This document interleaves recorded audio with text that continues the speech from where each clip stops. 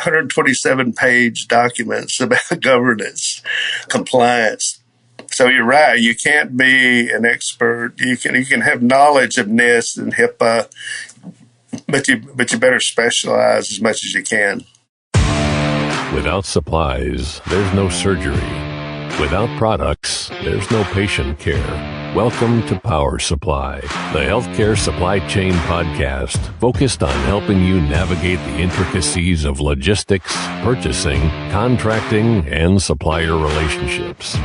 Each episode, we speak with healthcare executives, supply chain leaders, and innovative entrepreneurs from across the country as they share their stories, experience, and expertise on the industry we love.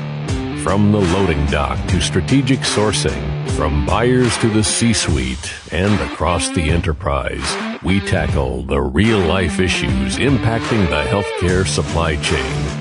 Whether you're tuning in for conversation or inspiration, we're glad you're here. You're just in time to hear it from the source and stock up on insight.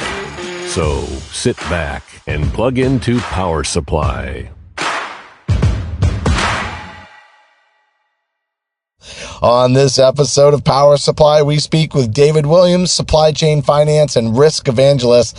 He's going to tell us how to balance the equation of governance, risk, and compliance, and he's going to bring it right to all of you supply chain folks out there on specifically around cybersecurity and connecting procure-to-pay to this very large overarching discussion around GRC, or again, governance, risk, and compliance, Hayes. I think you just like saying GRC. It's really GRC. It's a great conversation. I hope you come in and listen. You'll learn a lot. David's a fantastic guest. Yeah, very smart. And he's up next. Stay with us. After a short break, we'll be back. Bam!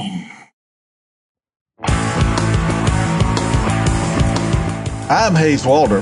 This is Gary Skinner. And I'm Justin Poulin. From the studios of Healthcare HQ, you're listening to Power Supply.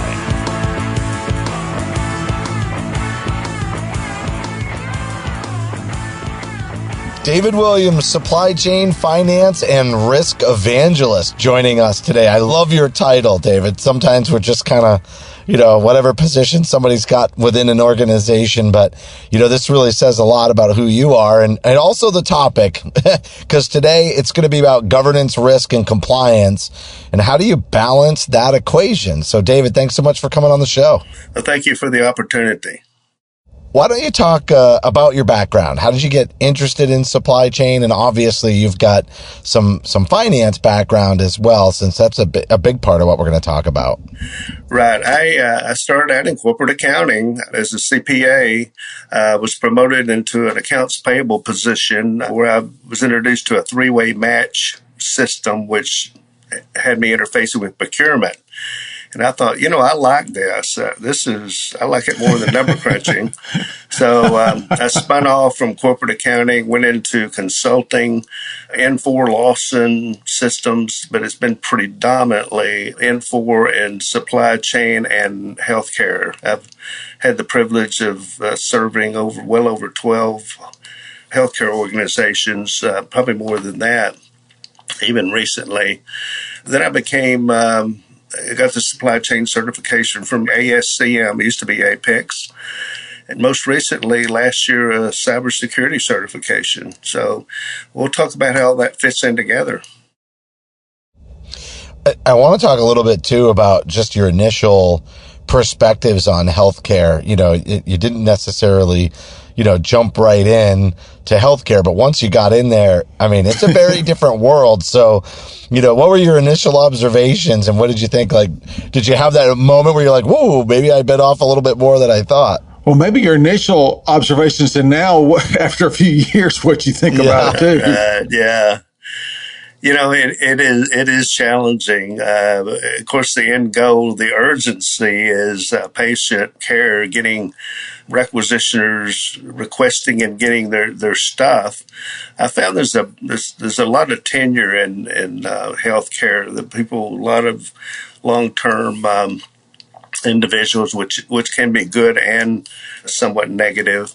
When I was in it, it was really on the cutting edge of some really good process improvement through that ERP, enterprise resource planning.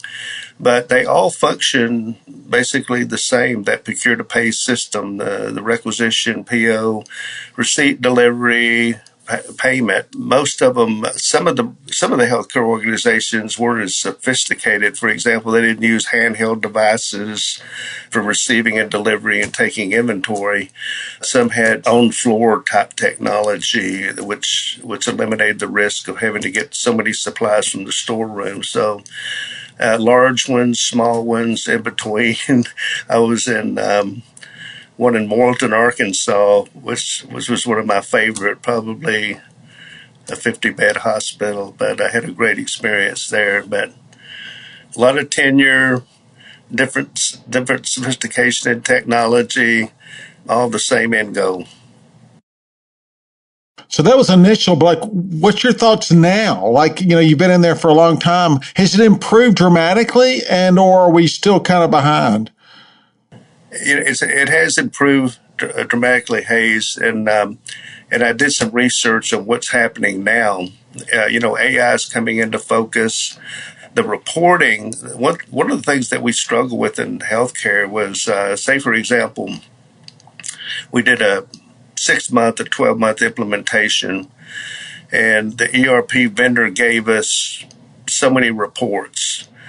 And we almost invariably had to customize those reports. We had to find a technical expert. I think the reporting is much more enhanced with BI and with some other sophisticated technical tools. In other words, they're extracting more data out of the system for common use. Just the process flow has improved in the procure-to-pay system. I mentioned the three-way match system. That's getting more streamlined, because what I saw as a consultant was a lot of bottlenecks. I would see 2,000 open line POs. A lot of stuff in 8 accounts payable that need to be reconciled. So there's some technology out there that's really improving that process, that end game process. So we kind of brought you on to talk about balancing this equation between governance, risk, and compliance. And you even said, hey, how does cybersecurity and my certification there, kind of fit into all of this? And I know we're going to get into it, but why don't we just talk about the relationship between the three to begin with? Like, where is the connectedness? That's fantastic. I'm going to start out just by, I think I gave you my document, the relationship between supply chain and finance, that huge connection there. Regarding GRC, governance, risk, and compliance, in the very simple terms, G stands for what are we going to do, and C stands for how are we going to do it. Very simplistic. And then, of course, risk is risk. So I started out as in supply chain risk management. I have 2 certificates in that area. So let's take the traditional cybersecurity out of it right now. Supply chain risk management in the procure-to-pay system involves every step, and it's typically 2 things. Do I have the right secure roles doing the right job? Are they seeing the right screens in the system? Are they seeing the right reports? Number 2, do they and this is a change management issue, do they have the right training? And number 3, is the process mapped to the current system to where it's an even flow. If they're not trained and it hasn't been mapped properly, then that's a risk element. That's a process risk, which translates into inefficiencies.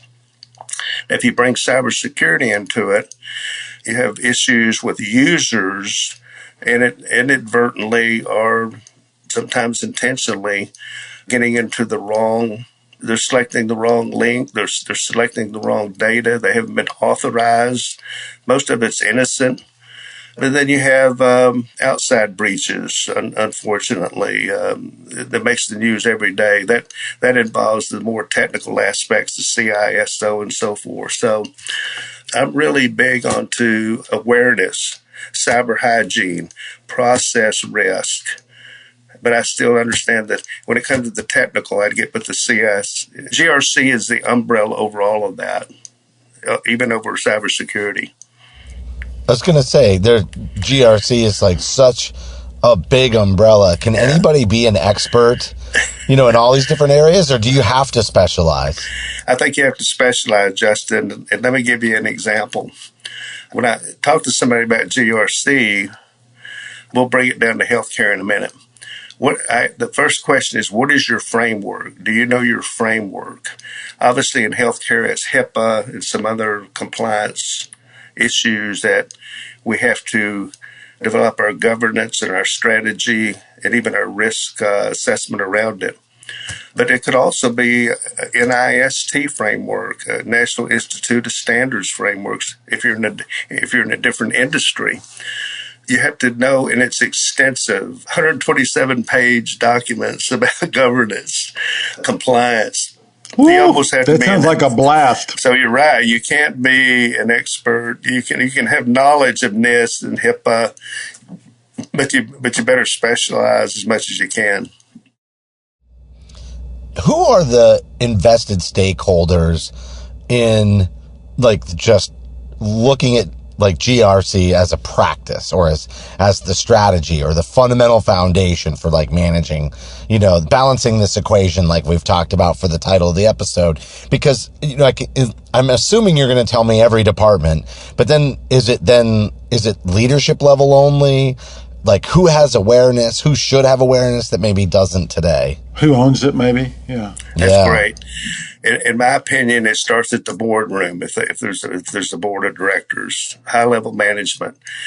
I have a good friend in this business, and he said there was always that lack of dialogue between executive management and the technical side, the CISO, because they didn't speak the same language.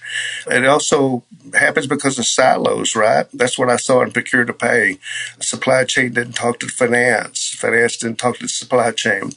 So there becomes this convoluted situation where business owners in any industry, that's too technical for me. I don't want to deal with that.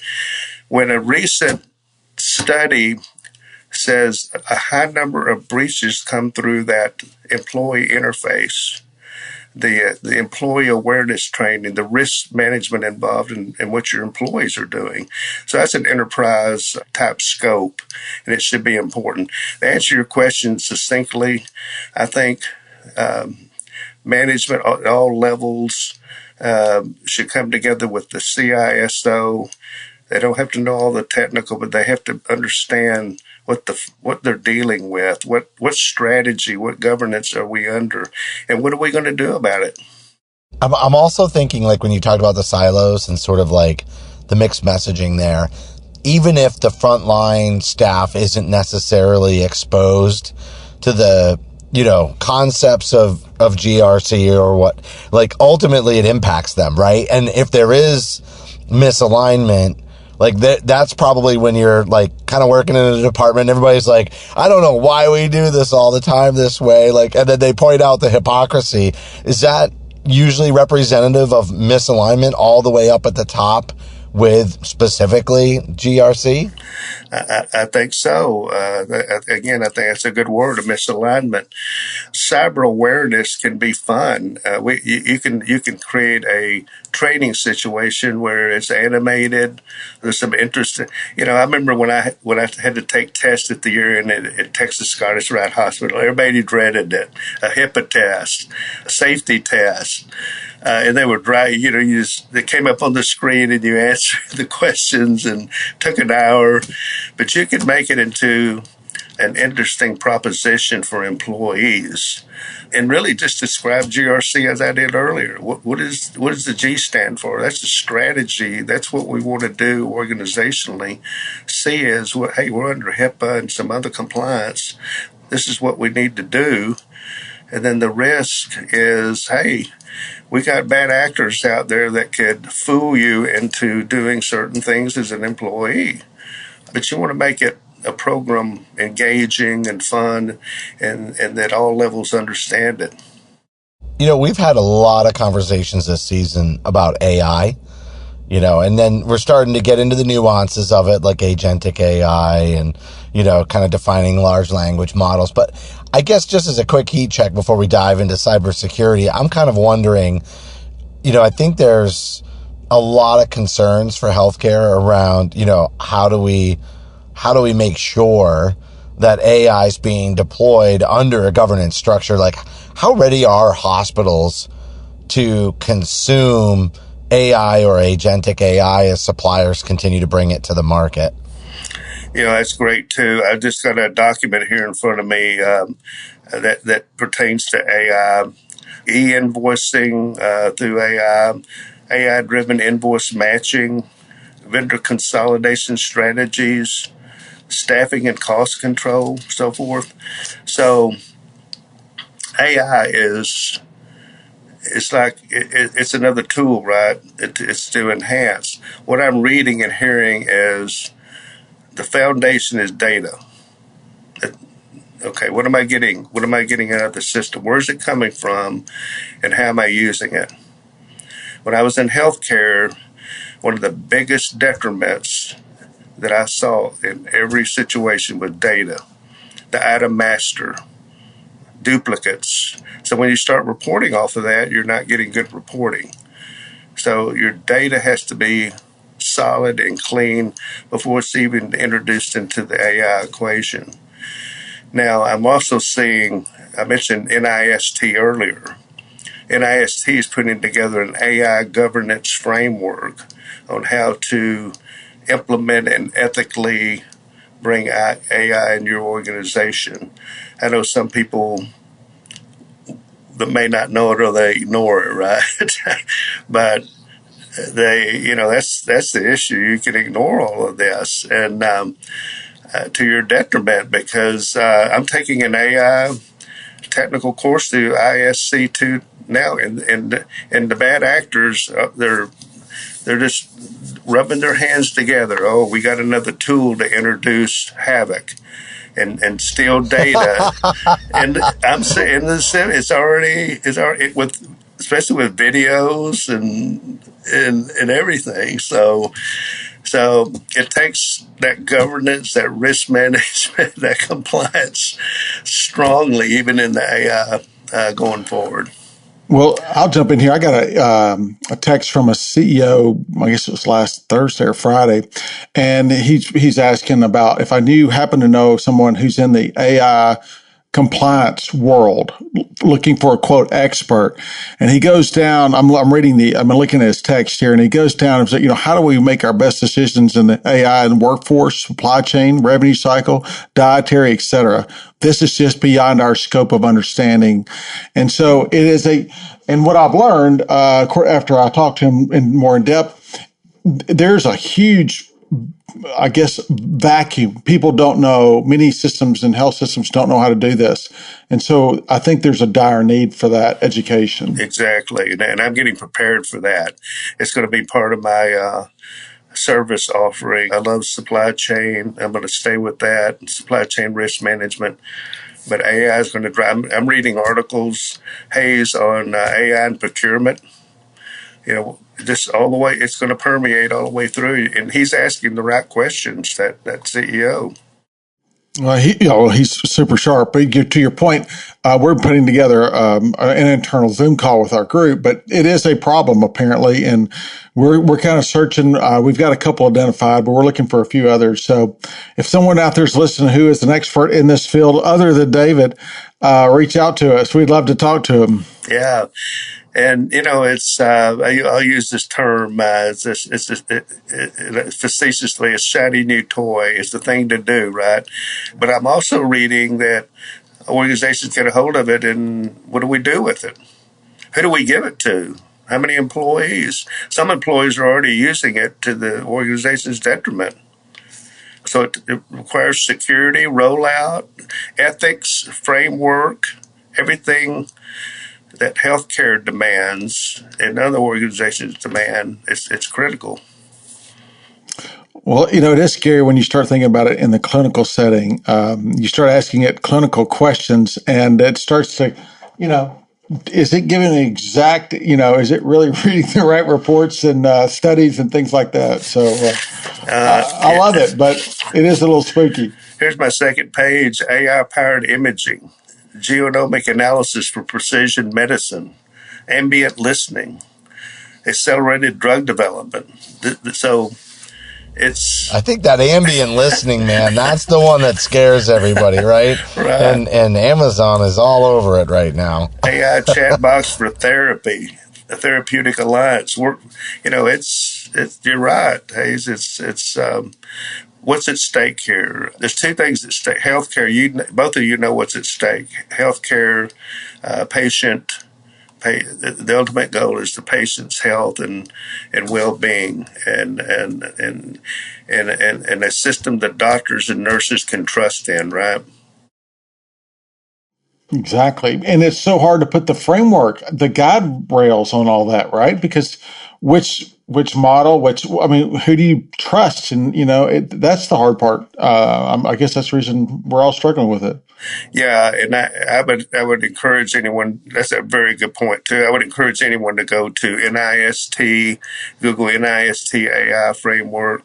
SACA, ISACA is a gold standard, and all these technical cybersecurity risk management fields are rolling out an AI certification. My credentialing organization, ISC2, I'm taking that course.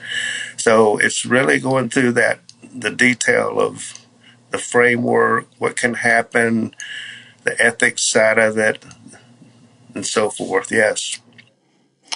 You know what, David? I'm glad there's people like you out there, because as you started reading some of those titles of those white papers, I just don't have the depth to understand all that. Well, You're not the only one, Hayes. That's the whole thing. Well, I'm admitting it. I'm not saying other people don't. I'm just saying me. I love to write. Most CPAs don't like to write. I love to write. I love to do training material. I love content. But getting back to a CPA in Texas, I've also pledged to be ethical about everything I do, and and one of the things that gets CPAs in trouble is they get into an engagement and they're not educated. They're not where they need to be to implement something or to provide consulting in taxes, auditing, or even what we're talking about. So you really got to be careful. What's my material? Who am I talking to? And vet it properly. We were talking about different components of GRC, and obviously we just talked a lot about cybersecurity. But the other one I think we wanted to make sure we tackled, in our discussion today, was connecting it to something you talked about earlier, which is, P2P or procure-to-pay. How do you connect that to the governance, risk and compliance equation? Right.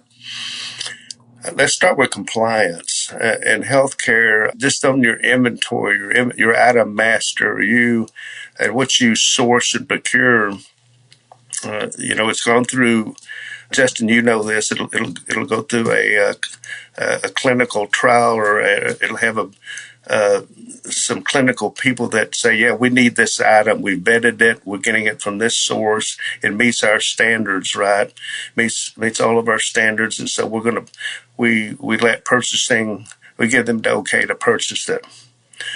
From the governance side, what are we going to do?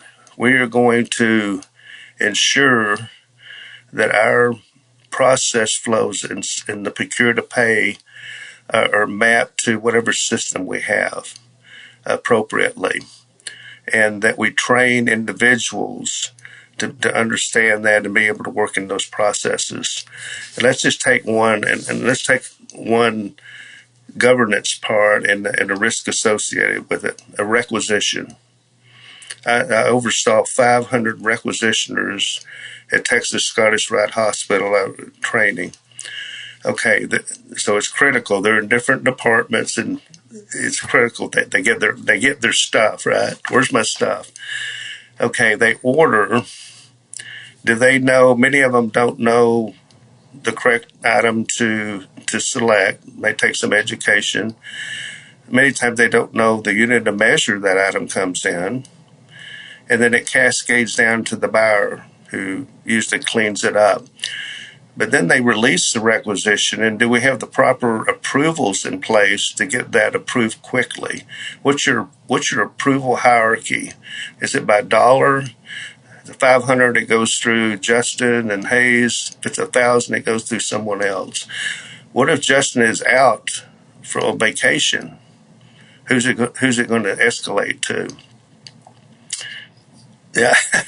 And then once it gets to procurement, how long does it take for the buyer to really, in his processes, ensure it's sourced right? If we have a contract on that item, many times the requester doesn't know that item's been sourced out in its own contract and get a better price. It may be called maverick spending. So, and then it goes to the vendor for, we hadn't even talked about third-party management, risk management. Third-party risk management. Have you vetted that vendor thoroughly? What's their on-time delivery? So they're making on-time deliveries, and then how is it received properly and put away in the inventory to where you can go in the system. We say we have these many on hand. Because if you don't put it away properly through the system, your stock on hand is not going to be correct. So my point that goes back to the data thing, yeah, right? If you don't have processes, but this is a common challenge. This is a day-to-day issue. Right. I'd say in every healthcare. There isn't somebody listening to this that goes, "Oh yeah, that's not a problem here." I was on the dock one time, and it's not uncommon in the hallways, boxes everywhere. The vendors are bringing in stuff, and and this has to do with your replenishment too. You go in the system, well, we need 15, but 10 hadn't been put away yet. Or the person doesn't go in the system and say 10 has been delivered, it's just ready to be put away. Vendor returns is a huge thing. Non-conforming goods. All my point is there's risk inherent in all these steps, even on the delivery side. And it cascades down to your inventory valuation, which is finance. 5,000 open PO lines, which is a purchase order line, a receipt line, and an invoice line. What happened that caused that to go awry? That's not a trick question for us, is it? Yeah, I'm thinking, is there an answer to that? It takes a lot of No, it is the difficult one to answer. Right. Yeah. As I was trying to read your face, because I was like, I'm pretty sure that really depends on the situation. Who wants to dig into it? Nobody wants to dig into it. Yeah. So that it limps along and it slows everything down. Your metrics become messed up. Your KPI. It kind of sounds like government. You know what I'm saying? You hear these cases coming out of Washington, like there's no accountability for anything. So let's go back to what you just said, right? No metrics, because this one's flown by. We're coming to the end of the interview, but I think, what should those metrics be? Like, what are the KPIs for connecting, procure-to-pay effectively to know that, you're falling underneath, the governance and the risk and the compliance? I think there's a decent amount of contract compliance that's part of supply chain, and I think we do a lot of attempts at the governance piece and the risk assessment piece, but I think a lot of that's front end. And then, the compliance is what's trying to tackle it the best they can on the back end, but there can be a lot of stakeholders in compliance, which I think is what makes that so challenging. Absolutely. There's some common, obvious KPIs, Justin: on-time delivery, conforming goods, how many vendor returns did we do? But the biggest one, and I'm going to try to be brief on this, is how much time between each of those procure-to-pay segments did it take when it was ordered to when it was delivered to the floor to an individual at a hospital. Because we had a lot of people complaining, hey, we're not getting our stuff on time. So we did a sophisticated BI report that took us months to complete this. How long does it take? This is for 500 requesters. The report was huge. So how long does it take for a requisition to get approved? How long does it take for that requisition to turn into a PO? How long did it take for that PO to get to the vendor? How long did it take for the vendor to deliver it? When was it received? And when was it paid properly? And that's a high level. To me, that's a huge metric, that those process cycles in between, especially in healthcare, the importance of getting that item on the shelf for patient care. Finance. What about some of it, like, as it relates to the supplier? Like, we had a really great interview with Stephen Downey, and they're doing a lot of work to try to get some standardization around the definition of, OTIF, or on time in full, right? Like, can we get the industry to measure that in the same way? Because there's a lot of variables, and where you choose to measure it has a lot of impact on whether or not you could actually benchmark it, and whether or not you're actually in alignment with the supplier as well, in terms of how you're measuring each other's performance, because you can't hold the supplier accountable when the real delay in delivering the product is after it's hit the loading dock and on the way to the department. Exactly. It's been there the whole time. Yeah. No, I agree with that too. So a lot of it's on the user side. Now, Justin, have you ever dealt with GHX or Premier or any of the big? Oh yeah. I work with GHX, and they can help you with some metrics, especially if you're on EDI. When I was working with in healthcare, the EDI, some of that can fail. So the buyers are looking at why did that item fail? We set it up with all the EDI requirements. Maybe an item's hard to source. It's back-ordered, recurring back orders, issues like that. Quality, conforming, how are they on returns? Things like that. And I'm assuming you vetted that vendor for financial stability. And we should also ask that vendor, what is your security measures? What do you have in place to protect yourself under our domain of sourcing from you? Well, David, I can't believe it, but this is a big topic. Yes, we tried to cram some good nuggets in about 30 minutes. But I'm just wondering, like, before we wrap up, just because we're coming up to time, what part of this equation have we missed? What did we not talk about that is kind of core to the conversation? This is amazing. And I'm going to see if I can find it real quick. One of the topics we didn't cover is tariffs. What do we? How's health? You're opening the floodgates. So this was amazing.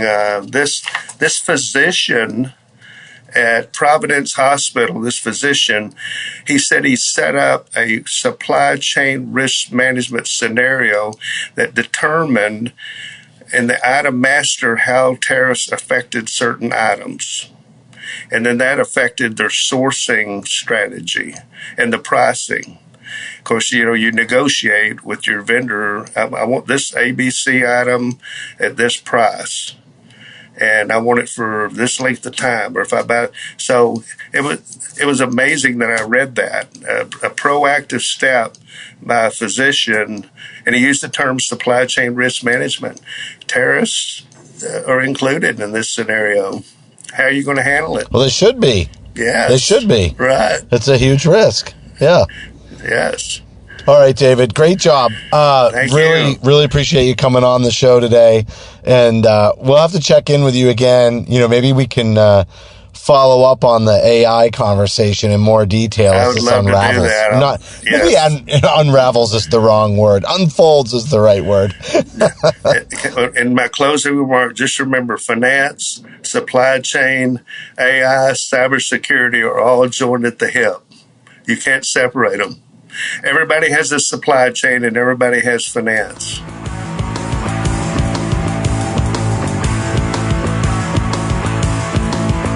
That was David Williams, Supply Chain Finance and Risk Evangelist. How about that title, Hayes?